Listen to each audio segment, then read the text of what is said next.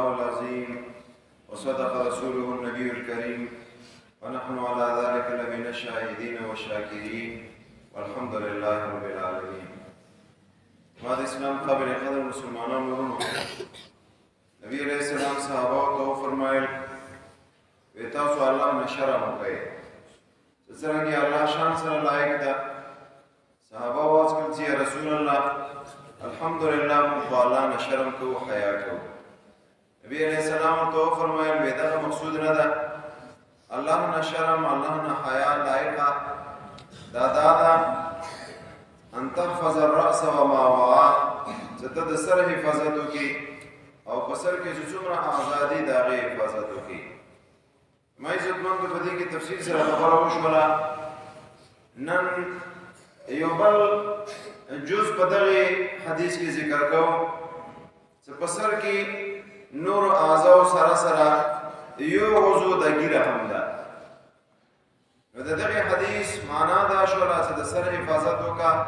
مانا دا سے گیری حفاظتو کا. زمان عزت مند دا گیری حیثیت سے دا او گیرا چون مقدار پرک دول بکار دی او چوک سے گیرا نپرک دی داغی وبال سے دا داغی نقصانات سے دی داغی مفاسد سے دی او کچوک دا غواری سے دی عمل کی مبتنائم و دین وطو لار ماتا بکار دا غید پارا تدابیر سے دی مختصر بندی دا سلول خبر راس کو. زمان عزت مند گیرا دا صرف د دغی امت د نبی علیہ السلام سنت نه ده بلکې آدم علیہ السلام نو اخلاق تر نبی علیہ السلام پورې چې څومره انبیاء علیهم السلام تیر شوي دي دا د ټولو طریقه هم ده د سنت مستمره هم ده. روایت کې راځي نبی علیہ السلام فرمایي عشر من الفطره ولس امور دا د فطرت نه دي هغې کې یو دا قص الشوارب وقف اللحا نو دا گیری پر خودل دا دا اغا فطرتی و فطری کم لس امور دی دا دا آغین دا فطرت دیری معنی کی گی یو معنی دیزے کی حقا سنن الانبیاء دا معنی دا شو سے دا لس امور دا سی دی صدا دا طول انبیاء و سنت و طول انبیاء و طریقہ دا فاغی کی یو اغا دا گیری پر خودل ہم دی. اللہ تبارک و تعالی دا انسان دو صنفہ پیدا کری دی یو تا نارینه لکیگی یو تا زنانه لکیگی دا دوی نور فرقونو سراسر یو فرق دی دوڑو صنفونو دادا سکم نارینوی اغا پا مغبتی گیرا اگر رخیجی او کم از زنانوی اغا پا مغبتی بگیرا نرخیجی دا فرق اللہ تبارک و تعالی فدا انسان کی پیدا کرے دا در دوڑو اصنافو کی دوڑو صنفونو کی دا گیر مقدار سمرا دا سمرا مقدار گیر پر خودر پکار دی. احادیثو کی رسی اوفر لحا ویتاسو پریگی دے گیری نور روایتونا معلومی کی اگدے کئی چمرا کیرا اگدور پکار دے و چمرا ستر پکار دے نو عام روایتونا دا معلومی کی سے گیرا اگدہ کا لیکن نور روایتونا معلومی کی سے نبی علیہ السلام گیرا وڑکڑی ہم دا نبی علیہ السلام پا پلنوالی کیم گیرا وڑکڑی دا پا بدوالی کیم گیرا وڑکڑی دا. عبداللہ ابن عمر رضی اللہ تعالیٰ عنہ مطابق ہو رسی سکل حج بے ادا کرلو اغین بعد یو موٹے اگر بگیر یو طرف تا بل طرف تا یو موٹے بیونی والا موٹی نا بس کم زیادہ و آگا بے کرتا والا دین دا معلوم شولا عبداللہ ابن عمر سے کم دین طریقے سے نور سونت تابعین دی اغوین دا خبر نقل دا سی یو موٹی نا کم اغوی گیر ندا وڑا کری نپدیمت دی در طولو ائمہ و اتفاق تا شیخ زکریا رحمہ اللہ وزے کے لکلی دی واتفقت المذاہب الاربعہ طول مذاہب سلور مذاہب پدی پر متفق دی على وجوب توفیر اللحیہ سگیرہ دابت پرگا دی وحرمت حلقها او دا گیری کرول او دا گیری کٹکول دا حرام دی پدی پر دی سلور مذاہب اتفاق کرے دا پدی کہ دا شام اختلاف نشتا سگیرہ دابت پرگا دی دابت کٹکینا سمرہ بے پرگا دی یو موٹی پر پرگا دی موٹی نزیاد سکم گیری بھی اگا بتا کٹکے پدی میں دیر طول مذاہب اتفاق تا او کچا کٹ کرلا نو دی ارتکاب دا حرام اکرلو دی دا جرم اکرلو حرام کار اکرلو او طول علماء کرام فرمائی سے گیری پر خودت دا واجب دی او چوکی سے کٹ کئی نو دا ارتکاب دا حرام اکرلو او دا بھی حیائی دا اس دا گیری دا کٹ کول نقصانات سے دی یو نقصان په دې کې مشابهت د کفارو سره. نبی علیہ السلام فرمایل خالف المشرکین، به مشرکین مخالفت وکړي، ګیری پرېږدي. او نبی علیہ السلام فرمایي من تشبه بقوم فهو منهم، چا چې قوم سره مشابهت وکړو دام دا وایي نشو. د ګیری په کولو کې یو نقصان دا د صدا اغیار سره کفار سره مشابهت ده، او مشابهت اغیارونه دین نبی علیہ السلام نه کړی ده، کفار سره تاسو مشابهت نه کوي. دویم زما عزتمندو د ګیری په کولو کې نقصان دا د سپدی کې زنانو سره مشابهت ده. د خزیم په مخ باندې ویختنه یو ته لګي تام مخ نه ویخته کټکړی دي، په دې کې د زنانو سره مشابهت ده. او نبی علیہ السلام په داسې خلکو باندې لعنت کړی ده. لعن الله المتشبهين من الرجال بالنساء، هغه نارینه چې هغه زنانو سره مشابهت اختیاري الله په هغوی باندې لعنت کړی ده. والمتشبهات من النساء بالرجال، هغه زنانه چې هغه نارینه سره مشابهت اختیاري په هغوی باندې الله لعنت کړی ده. دا دویمه خرابي شوله. درېیم نقصان د ګیرې په کړولو کې هغه دا ده چې د ګیره کړول دا شیطاني تعلیم ده، دا نبوي تعلیم نه ده. نبی علیہ السلام دا مونږ ته نه دی ویلي چې تاسو د ګیرې کټ کوئ او کله یې کوئ. شیطان خبره دا د شیطان تعلیم ده، نو خوښه یې دا ده چې د شیطان تعلیم اپناوئ او که ته د رحمان او د نبی علیہ السلام کوم تعلیم ده هغه ته اپناوئ. نو څوک چې ګیرې کوي نو هغه د شیطان تعلیم اپناوئ او د نبی علیہ السلام کوم تعلیم ده هغه پرېږدي. څلورم نقصان په دې کې دا ده چې په دې کې د اسلام کله توهین ده، علی الاعلان توهین ده. په دې اسلام توهین په دې کې په کومې طریقې سره ده؟ وګوره یو طرف ته د ګیرې کول تاسو ته ووایم دا حرام دي، دا ګناه کبیره ده، غټه ګناه ده ګیرې کول. او بل طرف ته ته لګیا یې برمنا ګیره کلم کې او برمنا ته روانې ګرځې، پروا هم نه وي په دې باندې زما ګیره کله کړې ده، آیا دا مخکې کړې دي که نه دي کړي، دا پروا هم نشته. دا د اسلام کله توهین ده. او پنځم نقصان د ګیرې په کولو کې دا ده چې دا داسې یو جرم ده چې دا علی الاعلان جرم ده. او داسې خلکو متعلق نبی علیہ السلام فرمایي کل امتی معافا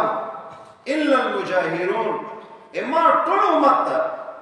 هغه قابل د معافی دی، ما امت مسلمانان چې کوم جرم وکړي شرک نه علاوه الله تبارک وتعالی ورته معاف کوي. الا المجاهرون، اما امت کې هغه کسان چې هغه اعلان اعلان ګناه کوي وی هغې ته معافی نشته. مجاهرین کم کسان دي وی شپې ګناه وکړي ورځې به خلکو ته وایي زما شپې دا ګناه کړې ده، ما شپې دا ګناه کړې ده، دا مجاهر ده. اوس هغه سړی چې هغه ګناه کبیره کوي ګیره کوي او بیا برمنا هغه سر ته ګرځي ټولو خلکو وړاندې ګرځي دا مجاهر نه ده، نو بل څه شی ده؟ نبی علیہ السلام فرمایي ما امت ته به معافی کېږي، دا قابل لایق د معافی دي. خو هغه کسان چې هغه جهرن ګناه کوونکي دي وی هغه لایق د معافی نه دي، هغې ته معافی نه کوي. تاسو خپل اندازه ولګوئ. او شپږم نقصان د ګیرې په کولو کې دا ده وی دا دایمي ګناه ده. یو خاص اوقاتو کې ګناه وي، مثال ته اوسني مجلس کې ته ناستې غیبت ته وکړلو، بس هغه وخت کې غیبت وشوله ته څه شولې خبره خلاصه. بس یو وخت کې تا ګناه وکړله مخصوص وخت کې هغې نه بعد بیا ته لګې په نیکو اعمالو کې. مثال طور سره یا بدکارۍ دې یو سړی ده الله دې نه کړي، الله دې موږ تاسو ټولو نه وساتي، بدکارۍ ده ویې کړله نو یو مخصوص وخت کې بدکارۍ ده، بیا بل ټیم کې بیا هغه بدکارۍ نشته. وی د ګیرې کول دا داسې یو جرم ده چې دا دایمي ګناه ده. په ورځې هم ته دې ګناه کې مبتلا یې، په شپې هم دې ګناه کې ته مبتلا یې، منځه کې ولاړې په دې ګناه کې مبتلا یې، عام خبرې کوې په دې ګناه کې مبتلا یې، کاروبار کې هم دې ګناه کې مبتلا یې، خوب کوې په دې ګناه کې مبتلا یې. دا یوه دایمي ګناه ده، په دې کې 24 ګنټې سړی هغه لګیا ده، په دې ګناه کې هغه مبتلا یې. دا د ګیرې د کولو نقصانات دي. او زما عزتمندو دوه قسمه خلک دي، یو هغه خلک دي چې هغه مکمل کوي، او یو هغه خلک دي چې هغه وړه کوي. وی د موټي نه کم باریکي چام دا قول نه ده کړی چې دا مباح او دا جایز ده. موټي نه کم ګیره پرېښودل او کلول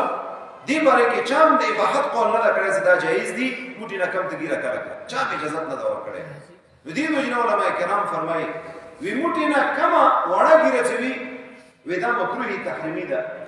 قریب من الحرام ده، دا حرام ته نږدې ده، مکروه تحریمي ده چې موټي نه کم وي. او بل سړی هغه ده چې هغه مکمل خوري وی د لږه چا پرېښودلې وي د ده ګناه د هغه سړي نه چې هغه مکمل غري هغې نه یې کمه ده، خو لیکن بیا هم د ده کوم جرم ده جرم ده، دا مکروه تحریمي قریب الی الحرام ده، حرامو ته دغه نږدې ده. زما عزتمندو دغه ګیره د دې کرول د دې نقصانات هغه تاسو مخې ته دي. اوس که څوک دا وغواړي چې زه دا ګیره پرېږدم، زما عزتمندو دې دپاره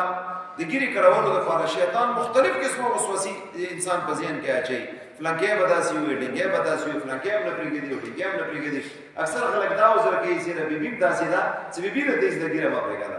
زما عزتمندو ډېرې بیبیانې داسې دي چې نکاحې دي، هغې په وجه باندې ډېر خاوندان هغه ګناهونو نه بچ وي. خو بعضې داسې بیبیانې شته چې هغه خپل خاوند ته د ناجایزو د حرامو او د هغې ترغیب ورته ورکوي.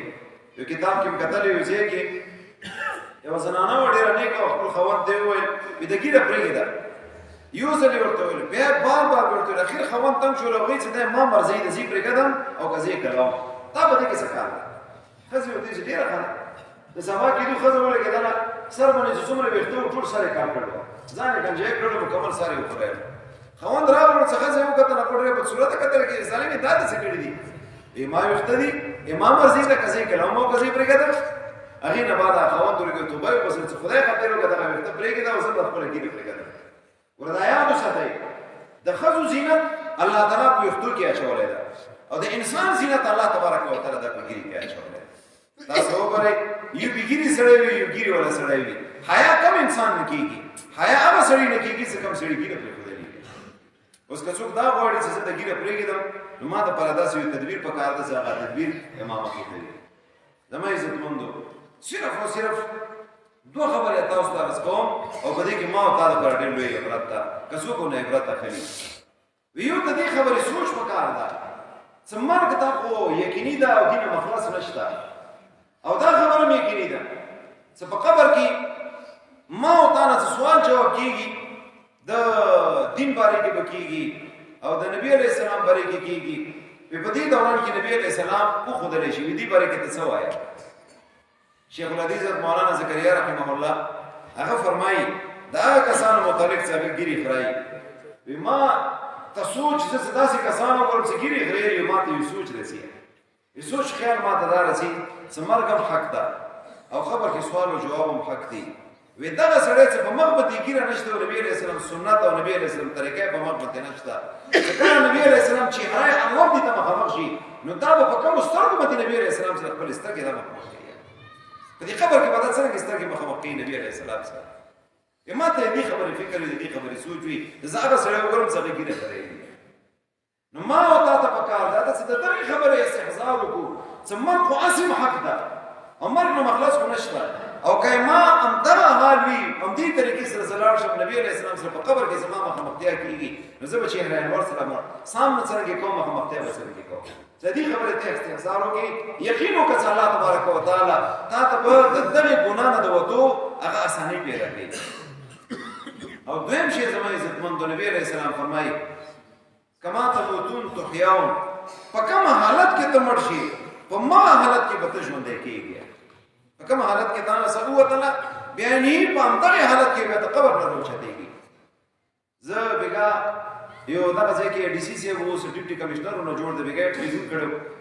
نو ما وټساپ باندې دغه تصویر وکتلو ډېره ښایسته ګیره پرېښودلې وه نو ما ورسره راڅه ښکار و هغه باره کې ټلیفون کړی نو ما ورته ویل چې د ګیره مبارک شه دومره ښایسته چهره د ګیره د کله نه پرېښودلې ده وایي دا د الله مهربانۍ ده او بیا تا برکات دي. زه مې حیران شوم وایي ما څه خبره یوې ورځې په اجلاس کې ناستو تا یوه خبره وکړله بیا خبره یې ما ذهن کې کېناستله تا وویل په کوم حالت کې انسان مړ شي په همغه حالت کې بیا ژوندی کېږي. تا دا خبره وکړله بس همغه ټیم کې ما په ذهن کې دا خبره کېناستله چې ښه که زه مړ شولم او ما ګیره خریلې وي او زه بیا راوچت شم په میدان محشر کې او نبي علیه السلام ته حوض کوثر ته ورسم هغه ځای کې مخامخ کېږم نو زه په کومو سترګو نبي علیه السلام سره مخامخ کېږم او په کومو سترګو به زه الله سره مخامخ کېږم. همغه ټیم کې تا ته ما څه وویل ما توبه وباسله وي هغې نه بعد به دا ګیره پرېښودله او الحمدلله ښه عزت هم ده او ښه خوشحالي هم ده ښه سکون هم ده.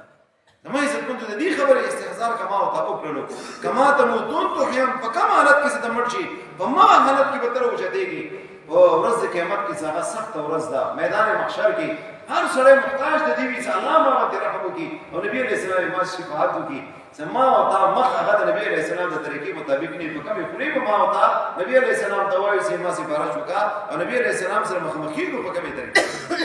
بس د دغې دواړو خبرو استحضار که ما او تا وکړلو ما او ته هیڅ ګرانه نه ده چې ما او ته ګیرې پرېږدو منم دا خبره چې ګیرې پرېښودل دا نن سبا دور کې جهاد نه کم نه ده خو په داسې حالاتو کې چې یو سنت باندې څوک عمل کوي په دین باندې څوک عمل کوي الله تبارک وتعالی هغه ته اجرونه هم زیات ورکوي ما او ته که دا غواړو چې ما او ته باحیا شو الله نه شرم کوونکي جوړ شو ما او ته پکار دا ده چې مخ مبارک باندې دغه ګیره مبارکه په مخ باندې پرېږدو او د نبي علیه السلام کوم سنت او طریقه ده دغه ژوندی کړو الله دې موږ تاسو ټولو ته په دې خبرو باندې عمل کولو توفیق نصیب کړي الله د څه سمولو کې قبول او منظور کړي په دې باندې عمل کولو توفیق نصیب کړي الله چا ګیري نشته هغوی ته د ګیرې پرېښودو توفیق ور نصیب کړي الله ته مدد وکړي غیبي نصرت امداد وکړي الله څومره امت مسلمان او مسلمانه په حال باندې رحم وکړي پریشان حال او پریشانی ختم کړي فلسطین مظلوم مسلمانانو مدد وکړي الله موږ ټول راضي شي او فیض امر الله تصویر